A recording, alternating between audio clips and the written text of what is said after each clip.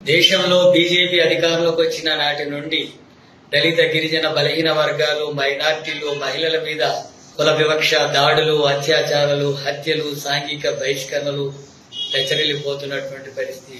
Bullet నడిపాడని దళిత యువకుడి చేతులు నరికేసినటువంటి ఘటన, అలాగే కులాంతర వివాహాలు చేసుకుంటే హత్యలు జరుగుతున్నటువంటి పరిస్థితి మన తెలంగాణ రాష్ట్రంలో కూడా 100కు పైగా జరిగాయి.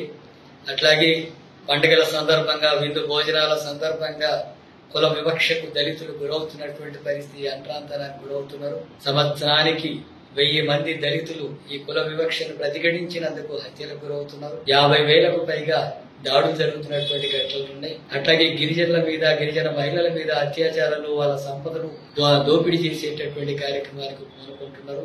బీసీలకు సంబంధించినటువంటి కుల గణనకు వ్యతిరేకంగా బీజేపీ ఉంది. బీసీలకు సంబంధించి 42% రిజర్వేషన్స్ అమలు జరపాలని చెప్పి తెలంగాణ రాష్ట్ర ప్రభుత్వం అసెంబ్లీలో బిల్లు పెట్టి కేంద్రానికి పంపిస్తే వాటిని అమలు చేసేటటువంటి చర్యలకు కూడా వ్యతిరేకంగా బీజేపీ వ్యవహరిస్తున్నటువంటి పరిస్థితి.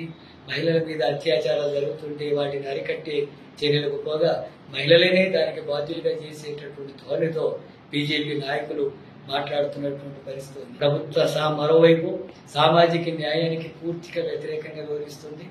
ప్రభుత్వ రంగ సంస్థలంతా కూడా ప్రైవేట్ పరం చేస్తున్నది. ప్రైవేట్ లో రిజర్వేషన్స్ అమలు జరగడం లేదు. ప్రైవేట్ రంగంలో రిజర్వేషన్ల అమలుకు ప్రభుత్వం ఎలాంటి చర్యలు తీసుకోవడం లేదు. ఎస్సీ ఎస్టీ బ్యాక్లాగ్ పోస్టులు భర్తీ చేయడం లేదు.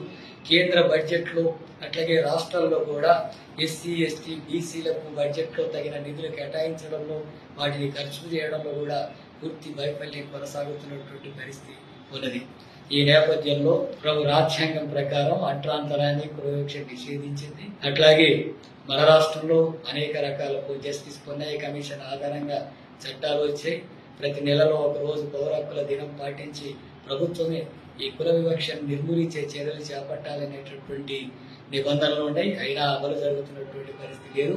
ఈ నేపథ్యంలో రాష్ట్ర వ్యాప్తంగా సిపిఎం పార్టీ ఆధ్వర్యంలో సామాజికోద్యమ నేతలైనటువంటి జ్యోతిబా పూలే అట్లాగే డాక్టర్ బిఆర్ అంబేద్కర్ జయంతుల సందర్భంగా ఏప్రిల్ 11 నుంచి 14 వరకు గ్రామాన బస్తీలలో సభలు ప్రదర్శనలు నిర్వహించి సామాజిక న్యాయం సాధించడం కోసం మనువాదానికి వ్యతిరేకంగా కార్పొరేట్ సంస్థల దోపిడీకి వ్యతిరేకంగా ఈ సభలు ప్రదర్శనలు నిర్వహించాలని చెప్పి సిపిఎం పార్టీ ప్రజానీకానికి విజ్ఞప్తి చేస్తున్నది. ఇందులో పాల్గొని జయప్రదం చేయాలని చెప్పి ప్రజలు కోరుతున్నారు.